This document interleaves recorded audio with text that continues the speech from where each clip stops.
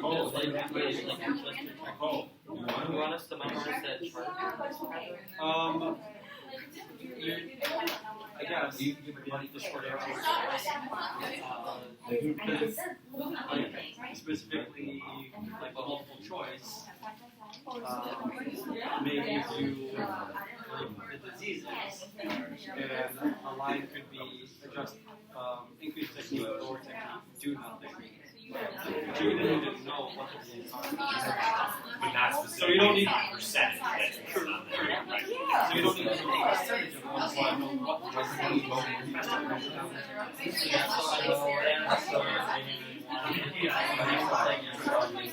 so it's no episode.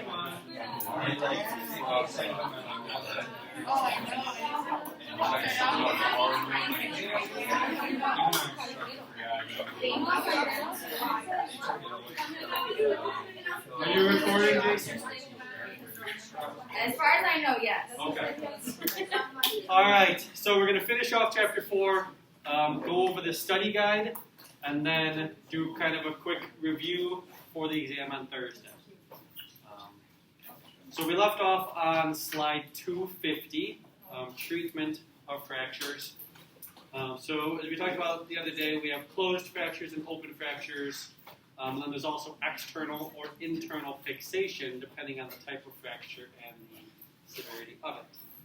So a closed reduction would be an alignment of the bones without surgery.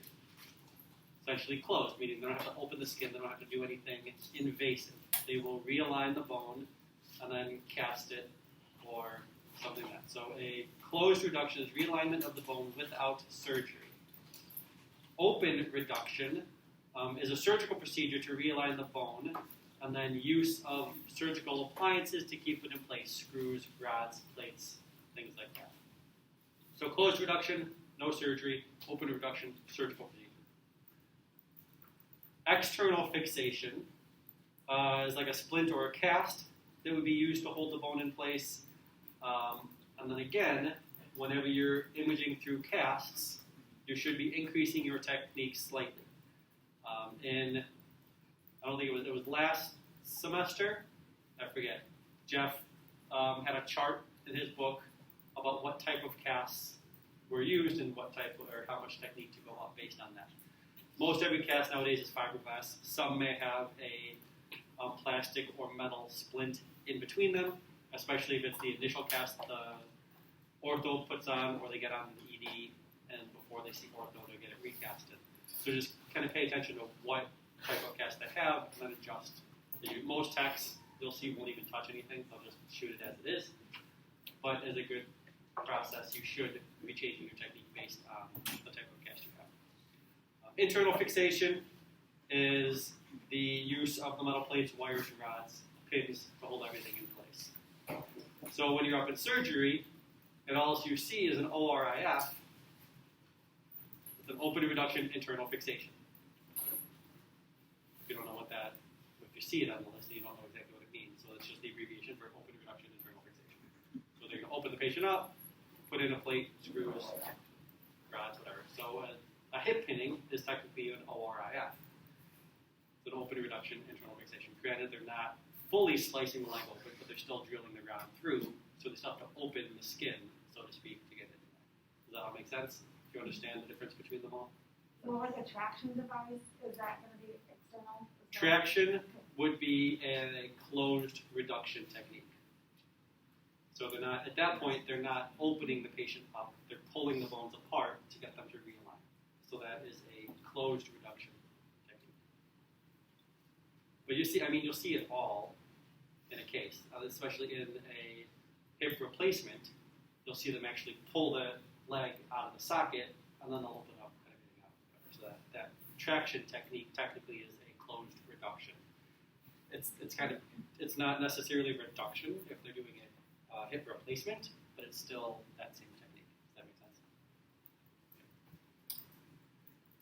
So fracture healing.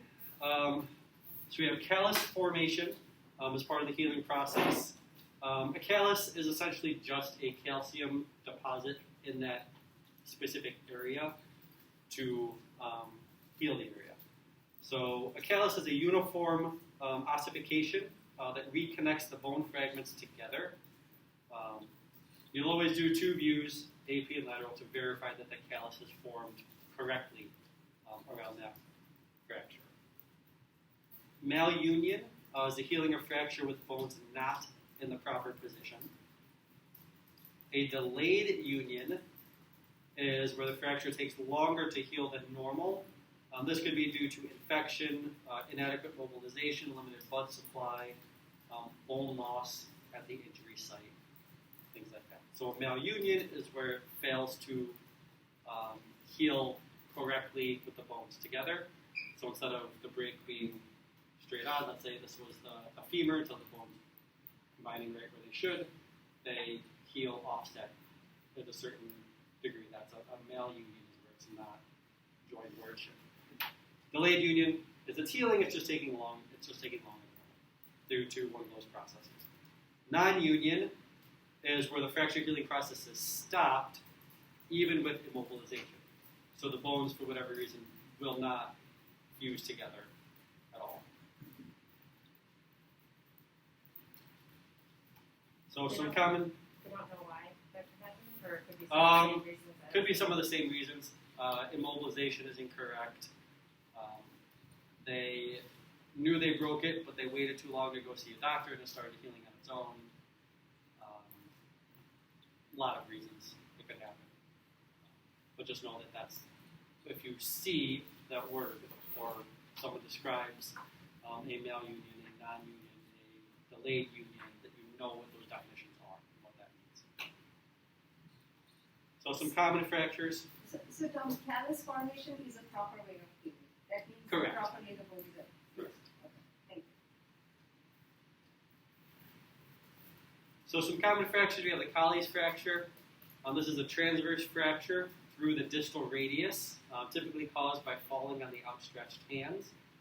You can kind of see here, red area of break occurs right there, and the x-ray.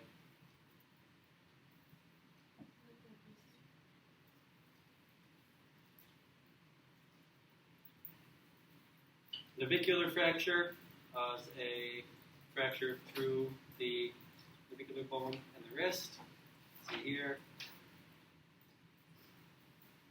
Fracture line right there. It can be any direction though, right? Correct. In the middle. Boxer's fracture is a transverse fracture of the 5th metacarpal.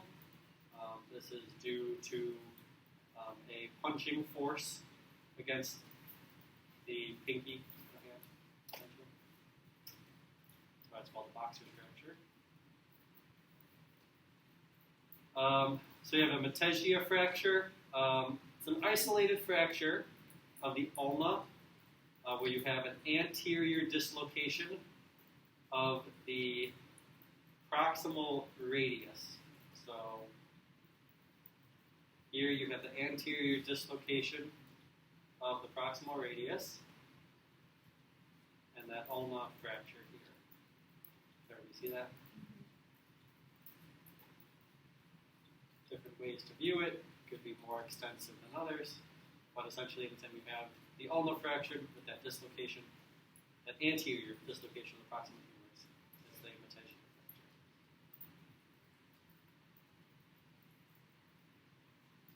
fracture. Galazzi fracture. This is a fracture through the shaft of the radius with posterior dislocation of the distal ulna.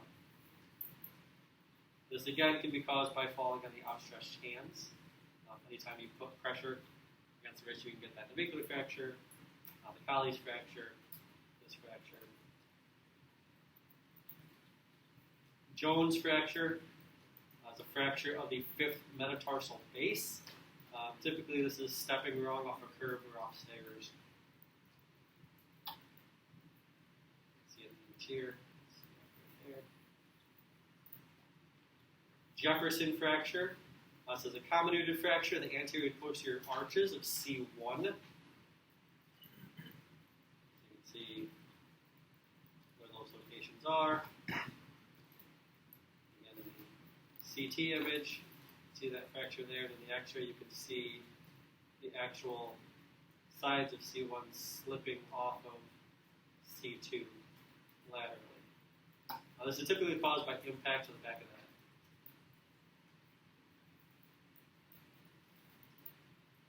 the head. Hangman's fracture, essentially as it sounds, it's a fracture of the C2 arch and pars interarticularis with anterior subluxation of C2 over C3. This is typically caused by whiplash in MBCs. You can see the fracture there, with subluxation over C3. It's not as pronounced in this X-ray, but you can still tell fracture right there, the subluxation over C3.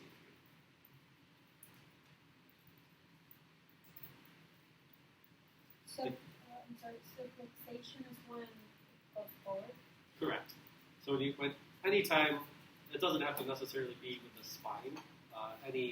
Whenever one bone slides off another, it's called subluxation. Typically, they refer to it in the spine. That's typically where you'll see it with disc issues in MVCs. You'll see one vertebrae subluxed over another. But you can see it in the ribs. You can see it other places, which is more common in the spine. The clay shoveler's fracture, it's an avulsion fracture of the spinous process. Usually, typically it's a stress fracture that causes this. So what's an avulsion fracture? Remember it? Does anybody remember what causes an avulsion fracture? The bone separates out from the ligament of the But how does it break? When it's pulled too tightly on from, like say, lifting something too heavy that your tendons can't handle it and it rips it off of the bone, then breaking that piece of the bone as well with it. So the image we used when we were talking about it was in the heel, the Achilles tendon broke off a piece of the calcaneus because it got too tight and pushed out. So an avulsion fracture is essentially a fracture caused by a tendon or ligament getting too tight and pulling off a piece of that bone. Seatbelt fracture. It's a transverse fracture through the vertebral lumbar vertebrae caused by a seatbelt in an MVC. You can see here that pressure put a fracture straight through the body in the process.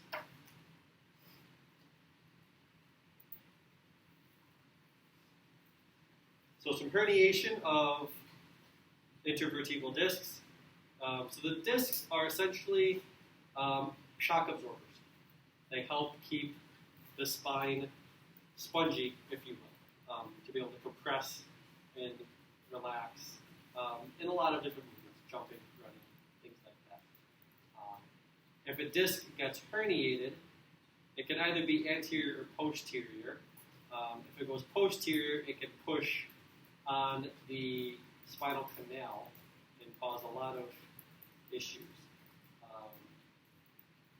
What test do we do to check that? MRI. What test do you do an X-ray?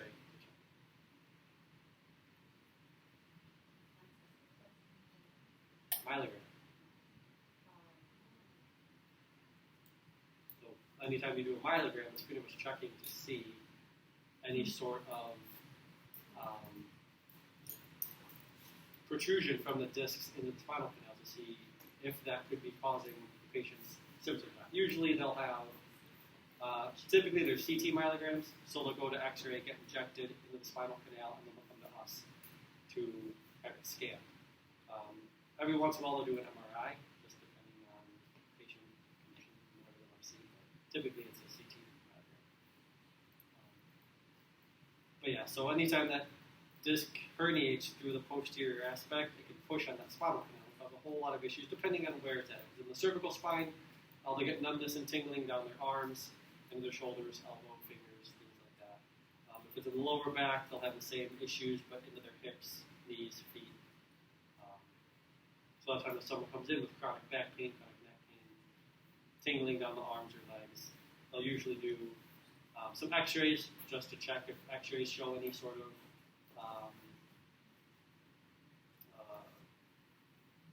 herniation or whatnot, and then they'll usually do the myelogram to see a little bit further. So in this is actually a X-ray of a myelogram, and you can see that disc protruding into the spinal canal.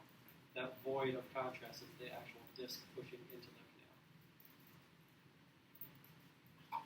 Scoliosis is a lateral S curvature of the spine. Typically, we'll do X-ray scoliosis series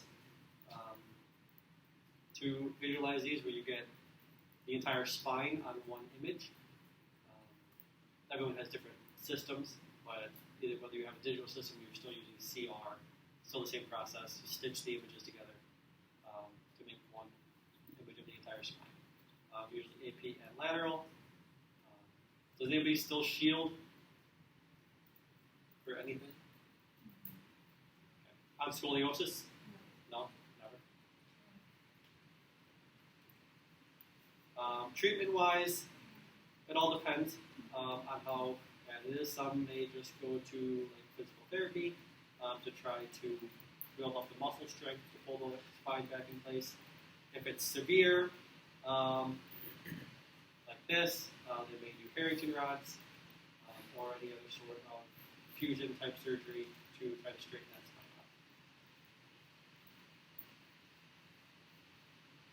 spine out. Spondylolysis is a defect in the pars articularis, typically on L5. So you have the pars interarticularis, which is essentially the connection from the body between the processes. Spondylolysis is a defect in that, whether it's a fracture, typically it's just it didn't grow correctly, some way it didn't fuse, either in utero or the child had an injury early on in the life and it never was able to perform and fuse correctly. And then spondylolisthesis, I'm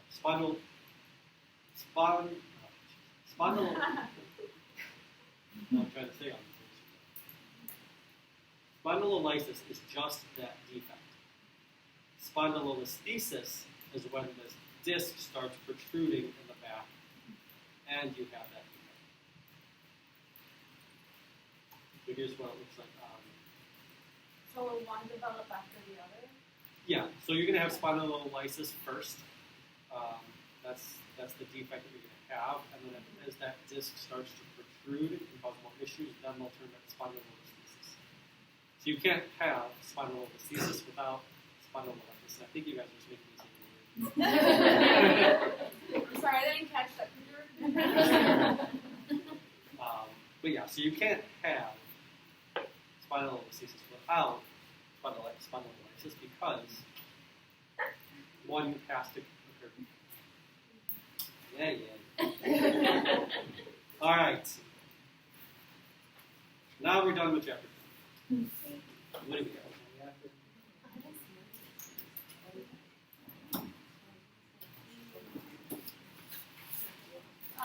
Yes. A lot of these like fracture stuff wasn't in the study guide.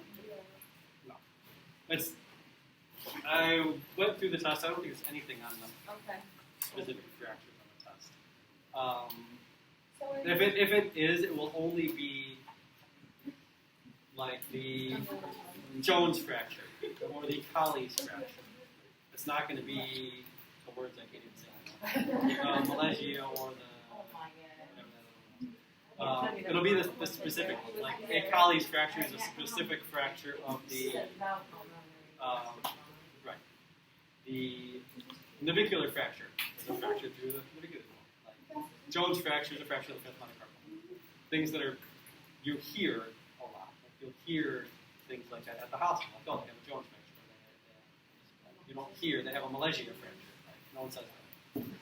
Well, and looking at chapter 3, which is now like a whole semester in itself, like there's a lot of those things are really important, but I'm still like, oh my god, how do I really focus in on?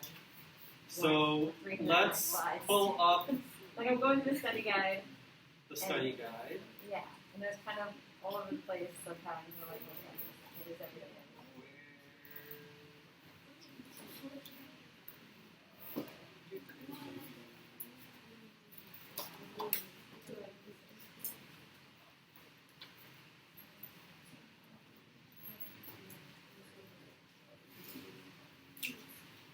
So these answers you're going to kind of already get involved in. And then I also was kind of confused with the shaggy heart term. There's a lot of times that I look at images and I feel like it looks shaggy. And we think of something being fuzzy and shaggy, but I'm like, it's not considered part of that diagnosis, and that one's hard. So, it's a good way to remember that. so I can tell you that if there's images on your exam, they're going to be directly from the PowerPoint. So if you look at the image I have on the PowerPoint for shaggy heart sign, it will be that image that shows up on the exam. I just like everything, so. So I'm not going to pull some random Google image of shaggy heart sign and be like, oh, this is the word. Because half the people on Google don't even know what I'm talking about. They'll post pictures and be like, oh, this is a fraction of a human radius, and it's actually a dog foot.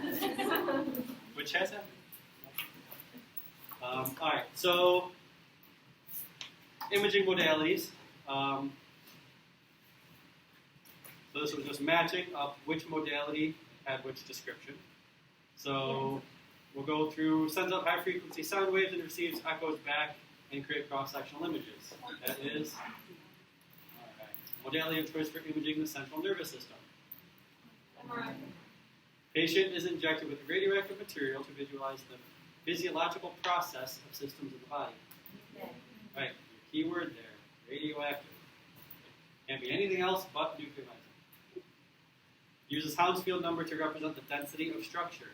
The only one that ever uses Hounsfield numbers. So you gotta look. Jeff, I can't really correlate to Jeff's past. His are Horrible. yes, they are. I feel We've like all it's been written there. by like 5 different people. It's But- really tough. It's written by like 5 different people. It's questions from everywhere. It's not like its own. Does that make sense? Yes, it does. And you are not wrong. But he also writes exams for the ARRT. And his questions are exactly how you will see them worded on the ARRT exam. So as much as his tests are, that he gets you prepared to where the way he words things is exactly how you will see it worded on your registry. So there is a rhyme and reason to his method of meds. I know that probably doesn't make most of you feel better, but at least you'll be prepared when you see it. Be like, oh, I know how this is worded. This is how I should answer this. Most. Uses ionizing radiation to produce two-dimensional images. And that combines anatomic images with metabolic function images. Right. The only imaging modality that will combine images with a few patterns. Anytime you hear that definition, you know it's going to be fusion imaging. So stuff like that, especially on my test, you're going to have keywords. It will ask you about a radionuclide. You know it's got to be nuclear medicine. So if any of the answers have nothing to do with nuke med, just ignore them completely. There will be keywords that will give you either the answer you're looking for or being able to eliminate the majority of them so you can narrow it down. Alright, so radiographic appearance. So the hourglass steeple sign, due to narrowing of the trachea, appears as a thumb in the epiglottic area. A spiculated nodule. So spiculated right there tells you that it's malignant, so then look through the answers and see which one says malignant or some variation of. Widening of the mediastinum is in the Gowan complex. Popcorn calcifications. So you have a barrel chest or flattened diaphragms. Of course, that's wrong. So I was doing this last night, and I also put, obviously, these are perfect matching. I can't do 2 in 1, but I thought it was also malignant pulmonary nodule. the slides it said also popcorn. Unless I was in the wrong section. There were No. bubblings and popcorn. Yeah. But in under In malignant. In the slides. not in the not under the malignant, that one was definitely stipulated, but there was a couple places that had popcorn calcification. But they were all benign pulmonary diseases. Correct. So a popcorn calcification is a benign solitary pulmonary nodule, but those will show up in benign. It didn't ask you what specific disease. It asked you what it was correlated to. So you have to think about it in more general. Because all of the benign ones will have those circular, smooth edge circles and some popcorn. And a popcorn calcification is definitely a small, not a, like you're not going to see a baseball size one they call it a popcorn calcification. You're going to see a small that looks like a popcorn. Tiny. Does that make sense?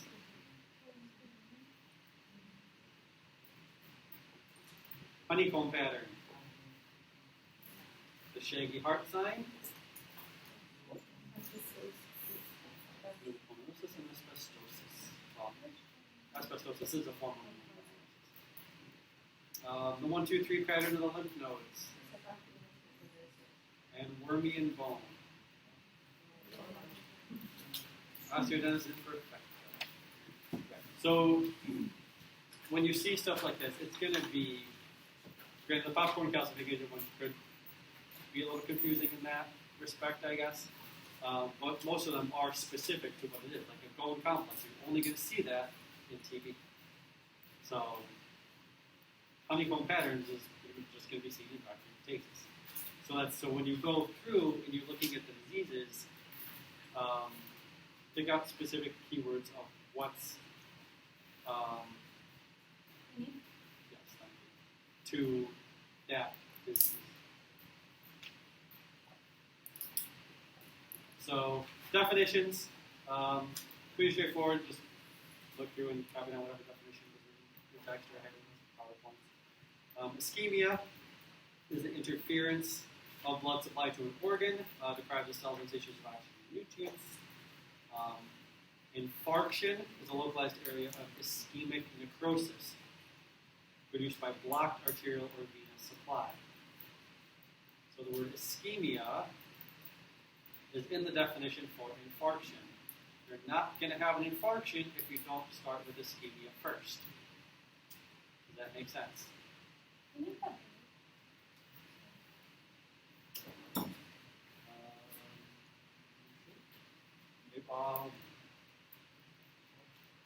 Bottom right corner. Then the bottom.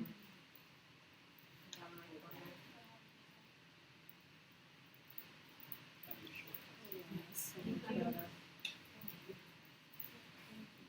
Hey, we're in the front too. Yeah, I don't know why. I just realized that it showed up. The word showed up a lot smaller than that. All right. Anasarca is an abnormal swelling that occurs throughout the body. Elephantiasis is a gross enlargement of a specific area of the body. Atrophy is a reduction of the number of cells in an organ or tissue with corresponding decrease in function. Hypertrophy is an increase in the size of the cells of tissue or organ in response to demand for increased function. Hyperplasia is an increase in number of cells in the tissue or organ. So in hypertrophy, you have an increase in the size of the cells in response to increased function. Hyperplasia is an increase in the number of cells. Make sure you keep that straight and read. Hypertrophy is the size, hyperplasia is the number. Neoplasia is the ungoverned abnormal proliferation of cells, meaning they just grow how fast and however they want to. Hemorrhage implies rupture of the blood cell. Dysplasia is the loss of uniformity of individual cells in architectural orientation. Idiopathic means that it has no known cause. Nosocomial infection is an infection acquired in the hospital.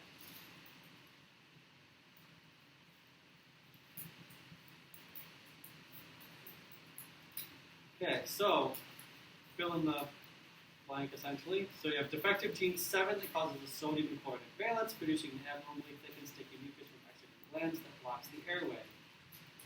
It's part of cystic fibrosis. One of the most common causes of respiratory distress in the newborn due to a lack of surfactant production that appears as ground glass in the lungs and a chest radiograph. The membrane disease. So you'll see a couple of keywords here. So ground glass is kind of a generic term. You can see the ground glass appearance on a lot of things. You may be like, oh, well, this could be a number of things. But then you have to look and see what's the most common cause of a lack of surfactant. So those are the keywords you have to look for. And then in newborns specifically, so then you know what to kind of remember. So it's kind of how you have to look at these questions when they're asked, is there could be a generality in there, but then you have to pick out, okay, this could be a lot of different things. There's got to be something in this question that narrows it down. What is that? Name 3 types of pneumonia in the part of the lung they affect. So you have alveolar pneumonia, inflammation and fluid in alveolar, replacing that air, bronchial pneumonia, causes acute inflammation of the walls of the bronchioles, and interstitial pneumonia as inflammation of the walls and lining of the alveolar and septa. So the name pretty much tells you where it is. So if there's a question that asks, where does bronchopneumonia occur? And the answers are in the alveoli, in the walls and the lining of the alveoli, or in the walls of the bronchioles. You know, it's C in that scenario, because it's in the bronchioles. Occupational disease caused by inhalation of foreign particles that remain in the alveoli, permanently causing an inflammation response. So the disease type is pneumoconiosis, and then the 3 subgroups, so silicosis, asbestosis, and anthracosis.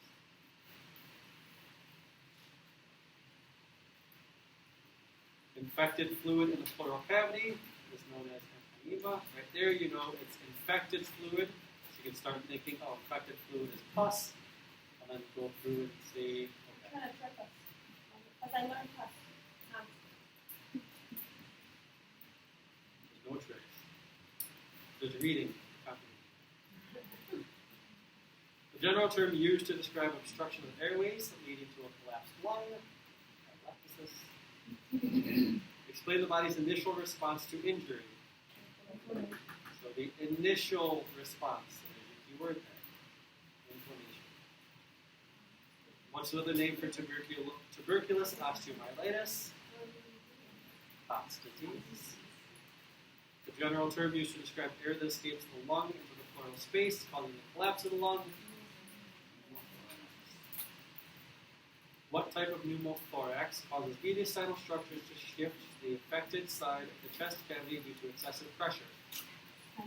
Mention pneumothorax. What disorder is known as the brittle bone disease, and how should the radiographer adjust their technique? Osteogenesis imperfecta and decrease. Brittle bone disease means there's less bone, so you don't need as much to get through. An osteoclast is a cell associated with bone resorption and bone removal. What congenital disorder causes a person to have a normal torso with short extremities, large head with bulging frontal bones, saddle nose, and jutting jaw? So you see that's very specific to that disease. Blood levels with an increased uric acid leading to deposits of crystals in the joints and cartilage is the most common initial site of Paget's disease. Pelvis. What is pelvis? I think pelvis is So you have to think of the initial site. But question, isn't that the exoskeleton that's most common? But I thought the pelvis is not part of the exoskeleton. At least the Google told me last night. I Googled exoskeleton and it wasn't in the pelvis.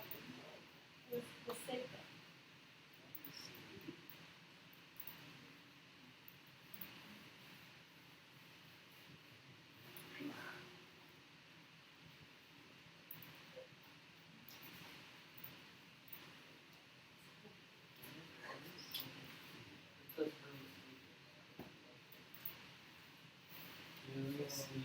I didn't have. I printed out all my notes when I did the lecture, but let me just go through the PowerPoint. I thought it said pelvis. You go to the next slide. What slide is it? Oh, I thought you were already on it.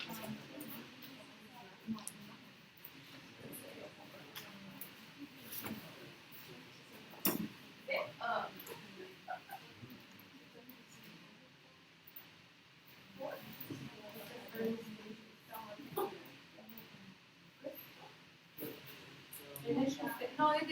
This is initial stages. Early stages. Initial stages. Oh.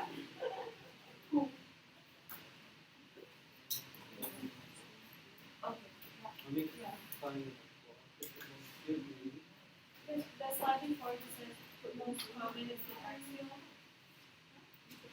Yeah, but the question says but you want to see it's coming from the axial. You want to start somewhere that's not the axial. Of course, our book is. That's the question. What chapter is it for?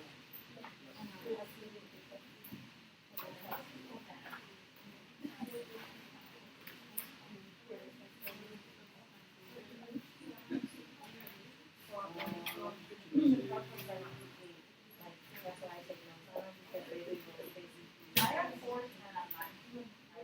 Yeah, hold on, I'm reading the office.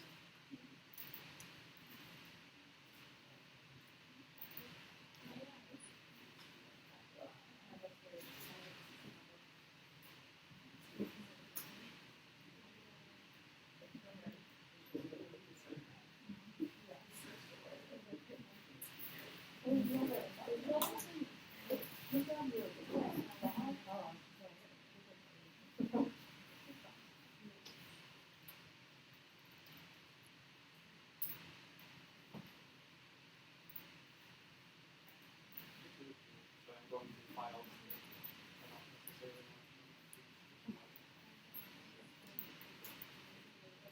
I don't necessarily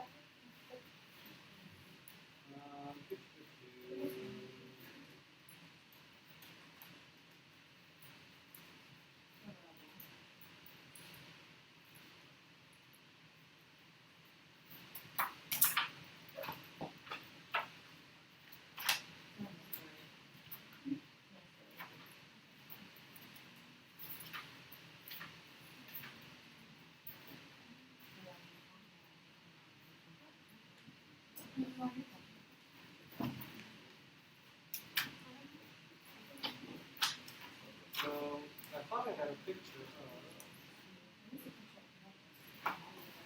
Yeah, well, there's.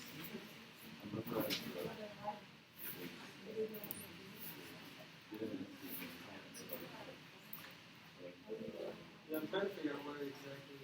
I have the wording. Did I have it? I have it. Okay, yeah.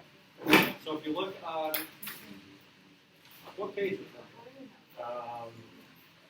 I have 112, but mine is last edition. What?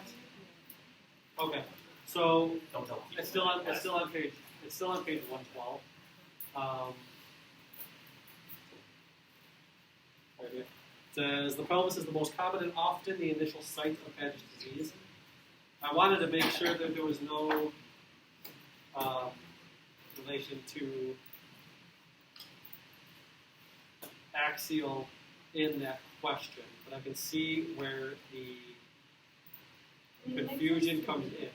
So the axial skeleton is where it is most seen in later stages. So early stage, they're going to see it in the pelvis.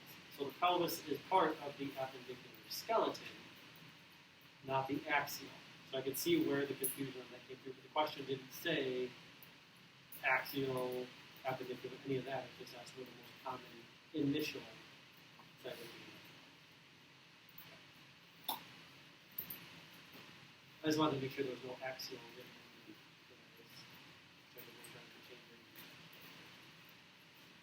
How will osteochondroma be demonstrated on a radiograph when is this condition benign or malignant? So it goes laterally from the epiphyseal plate now parallel to the long axis of the bone.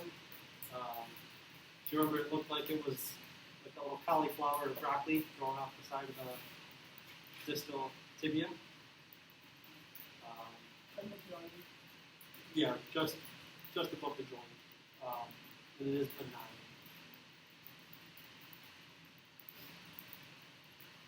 What condition causes an elevation of the periosteum at the tumor edge, and then what causes this to occur?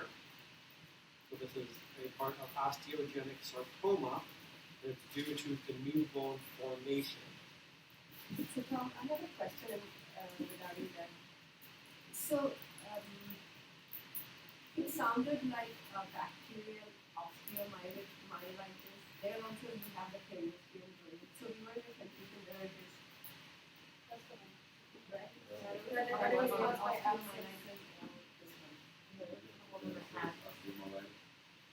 So But then it depends if you get like some breakthrough, some don't, and that's this question of And maybe it's because just it was mentioned tumor that we go with osteogenic sarcoma.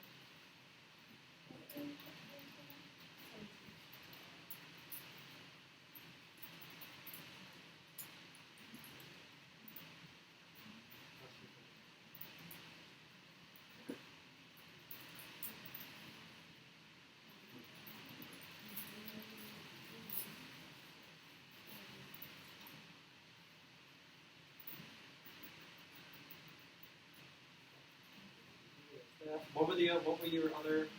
Bacterial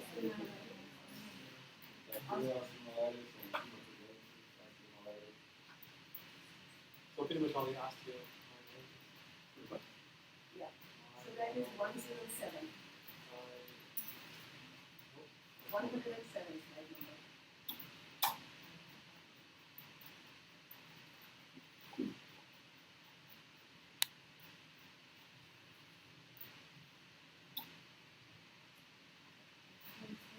So here, comatogenous osteomyelitis and bacterial osteomyelitis, as you mentioned earlier, it's in the wording. So the question specifically asks at the tumor edge. Is hematogenous or bacterial a tumor? So there's your answer. That was why did you see the pictures? If one was infection or pus, and the other was bacterial pus, the other was blood, which is not a tumor. Yeah. So that's where reading helps. I mean, it is, I don't want to say it's confusing, but it's more specific. And I did double check. They changed the ART test again. They changed it in 2017. I think it's going to change again in January. I don't think. But even still, when I looked at the old version, there were no questions on Patho, on the exam. But that doesn't negate the fact that questions like this, not necessarily on Patho, but other things, so understanding what's written in the question is important. So yes, if it just said, what condition causes elevation of the periosteum, it could be any of those. But since it specifically said at the tumor edge, that gives you the key of you looking at what tumor condition causes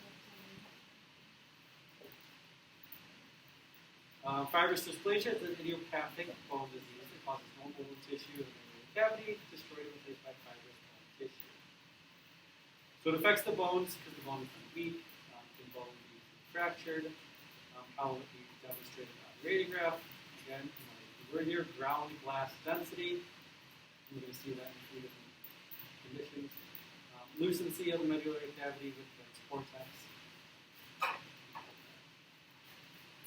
Which cell is responsible for building of new bone? Like Bob, right? Osteoblast. Describe the three types of spina bifida.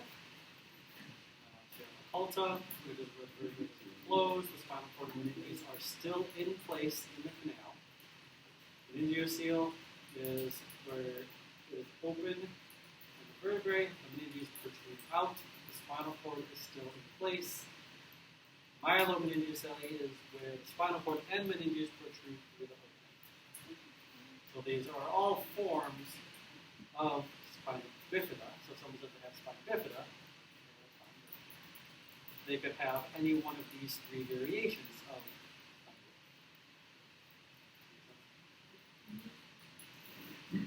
one hereditary bone disorder causes a failure of the osteoclast, and results in an increase in bone tissue density.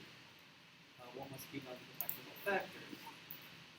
So it's osteopetrosis, and there is an increase.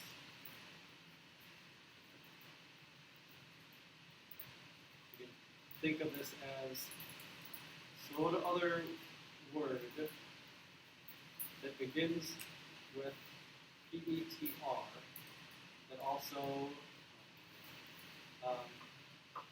increases thickness or hardness, if you will. So if you think of osteopetrosis as them being petrified, they're part of the cancer. So essentially this is petrified bone.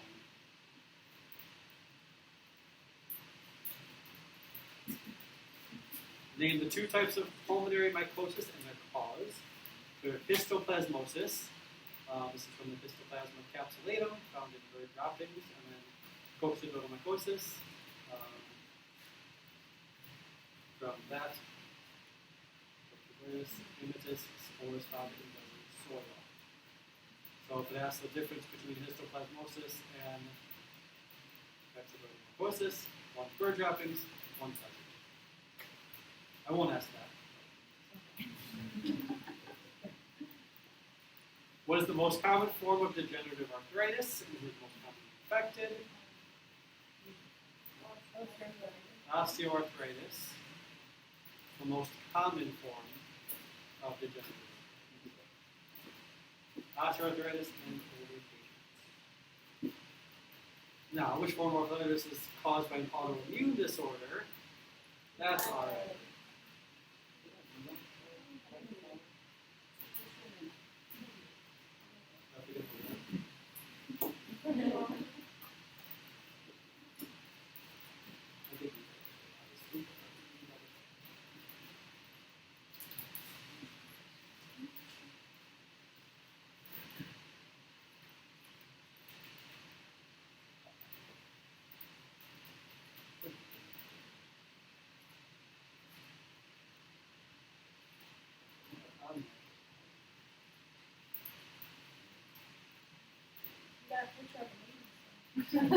It's true. There is a picture of a lady there. So that would go to judge that it is a lady, which it probably should be, but just for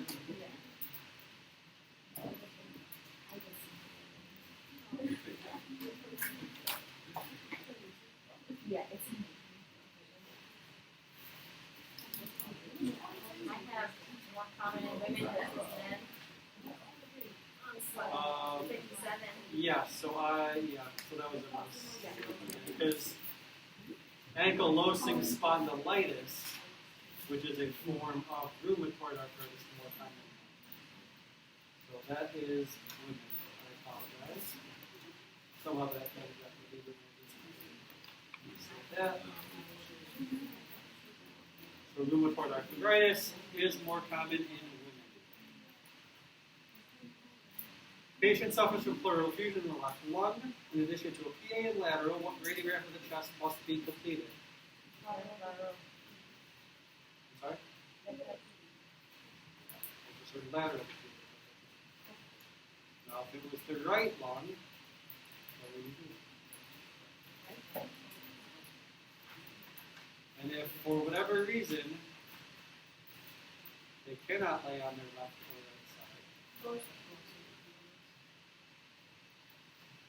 what condition will be demonstrated in a sniff test? Diaphragmatic paralysis. You're not going to do a sniff test. The diaphragms can look flattened and can look like it could be paralysis due to how extensive the emphysema is and how much destruction there was. But the sniff test is designed to check for diaphragmatic paralysis. What is COPD and what specific conditions are associated? So chronic obstructive pulmonary disease is just an overall encompassing term. So it's an obstruction of the airways leading to an ineffective exchange of respiratory gases. So chronic bronchitis, emphysema, and asthma are all under the COPD umbrella. What are the radiographic representation of emphysema, and how should your technical factors be adjusted? So again, you can have those flattened diaphragms, which could resemble the diaphragmatic paralysis, in a barrel chest, essentially overinflation of the lungs.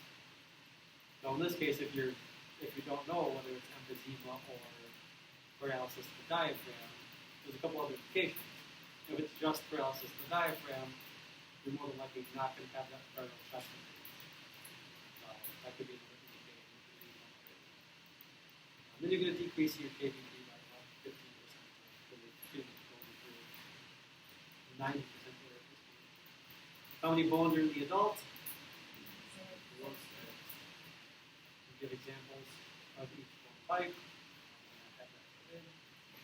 What's a long bone? Short bone. Flat bone. The regular bone. Sesamoid bone. What is the name of the procedure used to diagnose congenital hip dysplasia?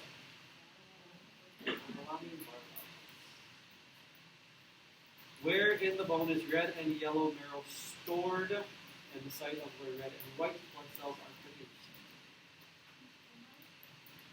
Medullary cavity.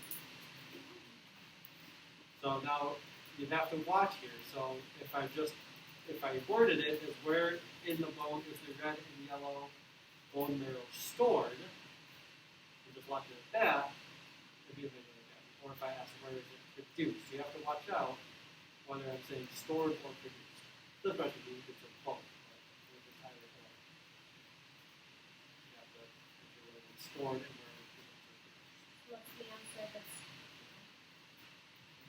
Well, it's the same answer, but since I give you both parts, where it's the one stored and produced, then the answer is here. But if I just put where it's stored and what's produced, like you have to think that know that red and yellow are stored there, and red and white are produced there. Right? So if it was just one or the other, if I asked where are red and yellow stored in the medullary cavity, but you could be like, oh, there's nothing. It's not saying produced, so it could be this. Does that make sense? Like you should be thinking, oh, but it doesn't say it's produced; it only says it's stored, so it's not the medullary cavity. That's what I'm trying to get at. So remember that they're stored and produced. Red and yellow are stored, red and white are produced. So that if it comes up and asking only one of those factors, you still know it's medullary cavity. Okay. Identify the various structures. A, cancellous or spongy bone. B, the epithelial plate. C, medullary cavity. D, periosteum. E, endosteum. Okay. Let's see if the line is in. Okay, so there's the periosteum. We're going inside the outer layer. Endosteum is on the inside layer. The epiphysis is the end. Metaphysis here, and then the diaphysis.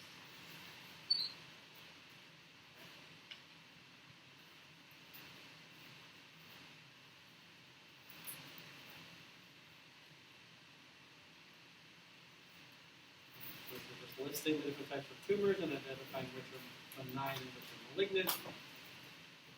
So benign, osteochondroma, enchondroma, osteoblastoma, other osteomas, osteoid osteoma, simple bone cysts, individual bone cysts. Malignant, you have osteogenic sarcoma, chondrosarcoma, Ewing sarcoma, multiple myeloma, and bone mass.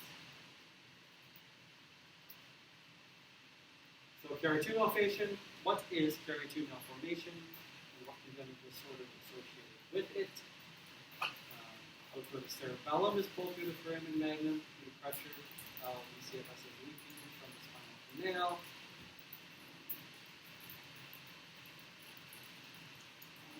Associated with spina bifida.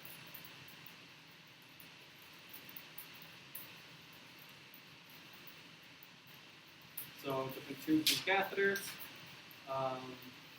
what they're used for, why they're inserted, or where they're inserted, what's the proper placement, identify the most common mispositioning, and complications that can occur, and how to adjust CRIR to demonstrate a line. So just list them all here. So an ET tube, designed to use to open the airway, it can go through the nose or the mouth. Proper placement with the tip 5 to 7 centimeters above the carina. Why do you not want it lower? Where can it go? The right main subronchi. And you're only inflating one lung and not the other, and then the other one will have collapse. If it advances too far, not advance far enough, we can actually get air into the esophagus and stomach and induce vomiting. And then aspiration. How do we adjust the CR and IR? If you just do a chest. Now, if you do the chest and you don't see the tip, you know something's wrong, you're not going to change. For an ET tube, you're not going to go down to an abdomen or go up to get the neck.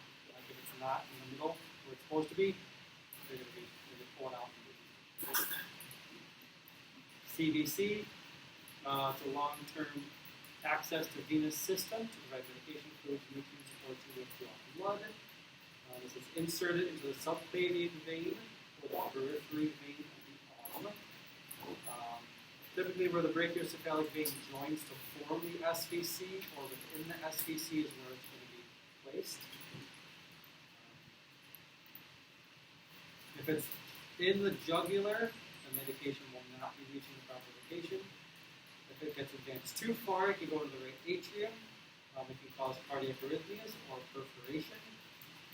Otherwise, it can get advanced way too far and go down to the hepatic veins, which can then send those substances to the liver to become toxic. So you want it in the brachiocephalic vein where it joins to form the SVC or just into the SVC. A Swan-Ganz catheter is used to detect heart failure or sepsis, monitor therapy, evaluate the effects of it. I'm just looking at adjusting CR and IR location. Is there any questions you're saying of what is center location for a center? If you're not a physician.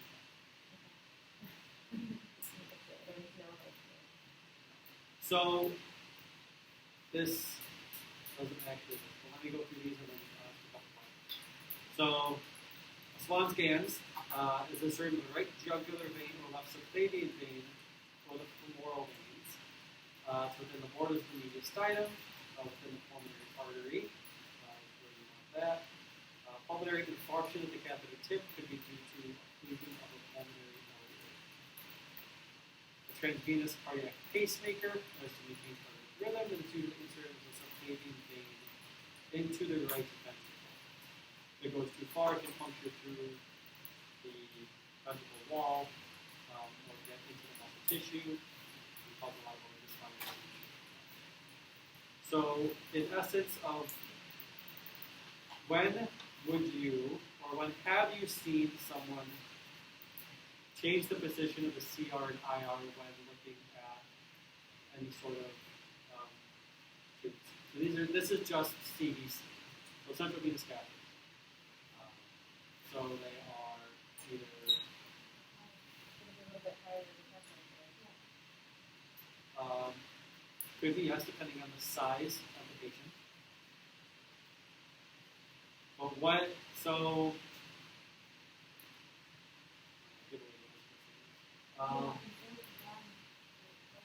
correct. So you want insertion and termination points. So for CVCs, if they're inserting here, you're going to get it on your chest X-ray anyway. But if you're doing the PICC line, you need to have that insertion point. You don't really, so if it's in the left arm, you don't really care about the right side of the chest. Some people still try to get a couple of things on there, but it's not necessary if you're just looking at the placement. You can offset the entire CR and IR to make sure you get the insertion point as well as the termination point. If you cut off half the right lung, nobody cares because that's not what you're doing. If you can get it all in one shot, great. If you can't, don't try to force it to do it because you don't want to keep re-exposing the patient if you don't have to. The main goal of PICC placement is to get the insertion and the termination. The other thing that's not a central venous catheter or any sort of blood line that you would move your IR and CR for. What other type? What? Correct. And GNO G2. If they're not in the stomach or the genome, they get pushed way too far through the intestines, so you even want to do an abdomen, like either go up into the chest to see if they left it too high, or displaced it somewhere else up in the chest, or maybe go a little lower to see if they pushed it way too far to go to the Those are really the only two devices you're going to change the CR at. Depending on where they place the line, you may need to go higher on the chest to do right into the clavicle. Typically, you're only going to offset for a PICC or go down or up OG or NG.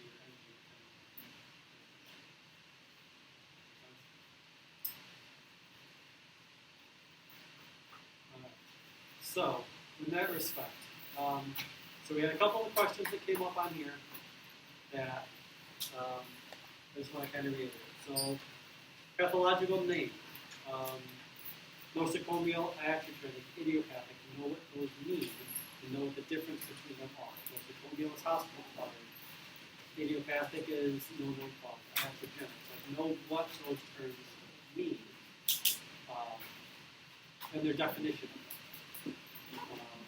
Know on here the difference between benign and malignant tumors and masses.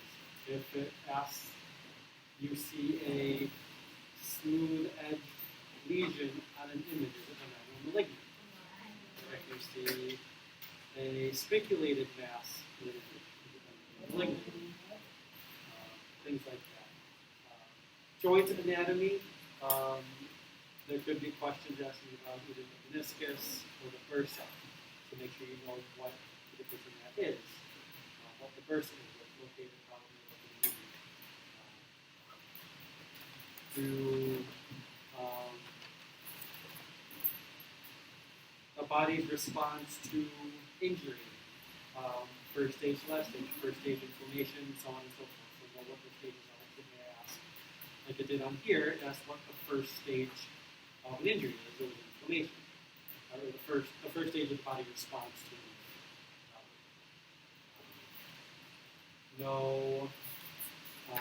the difference is in imaging modalities. Here, if there's a question that specifically asked about radionuclei, that's nuclear medicine. If there's a question like on here that asked which modality best images the central nervous system, MRI. So just know what modalities are good for what. And then again, look for keywords. If it asks for any sort of radiopharmaceutical, you know it's going to be nuclear medicine. If it asks about combining images together, you know it's fusion imaging. That's it. So no main points of the diseases. This was on here. what factors of spina bifida then make it be PRE2 malformation? Like someone could have spina bifida but not have PRE2. So what happens during spina bifida to then diagnose the patient having PRE2 malformation? Does that make sense? And then same thing with some of the things like we had osteogenesis imperfecta, whereas it initially seen in the pelvis with ankylosing spondylitis. Where is it initially seen? Where are some of these diseases initially found? Like, yeah, there's a couple of others that got like specific like found here first.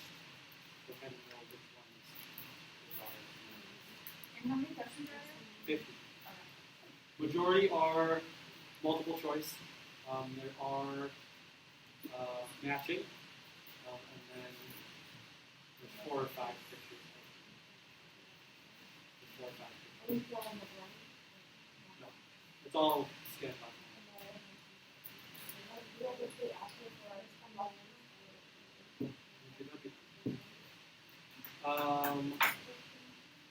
So most common traits for diseases.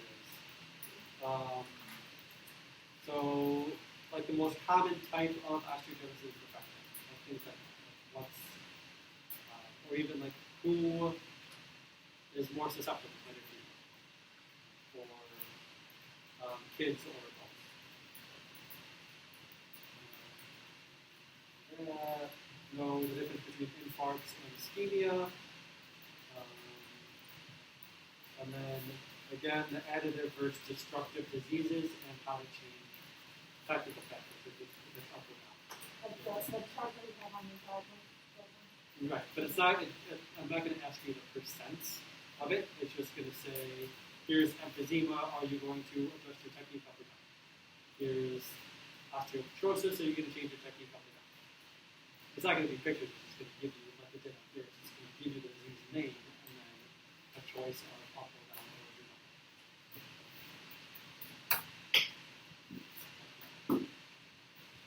Any questions, any concerns, anything still out there that you're unsure of? Oh, yeah, I mean, The last one was the shoulder. Well, that's what I'm kind of like, meniscus and rotator, like,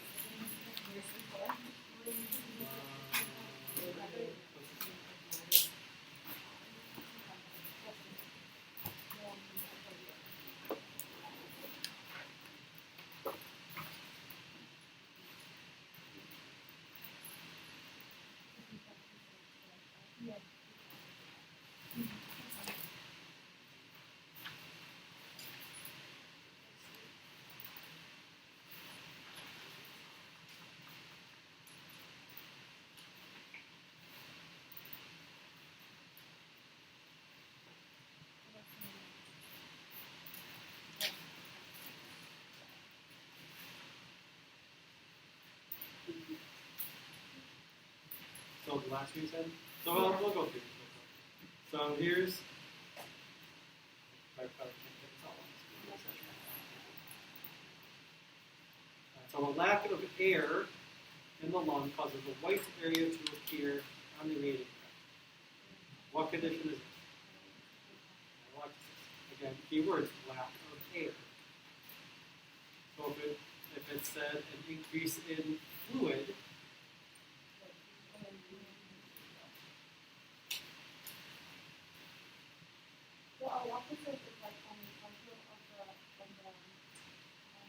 atelectasis is a collapsed lung.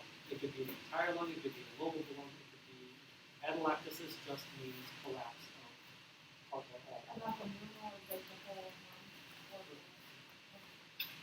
Pneumothorax is there's air in between the pleural space. Typically. And there's letters, but typically it'll be for here.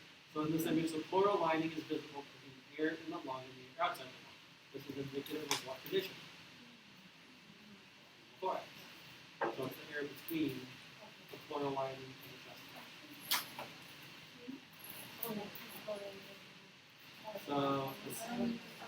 thickening of the epiglottis, the thumb is epiglottitis. So here, often called the brittle bone disease. This image shows the connective tissue disorder called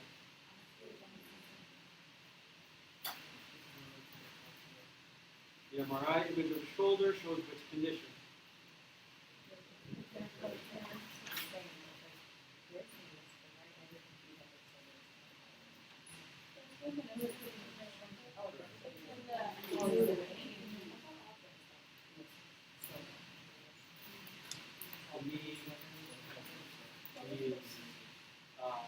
Every joint has a person.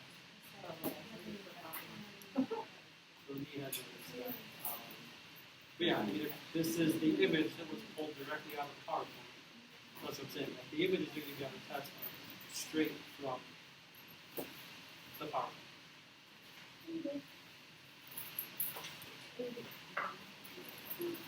that the last image? That is the last.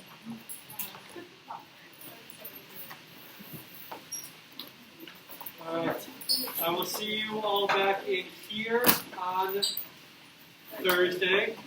Test will start at 10 a.m., just like normal last time. And then you were free to leave when you're done.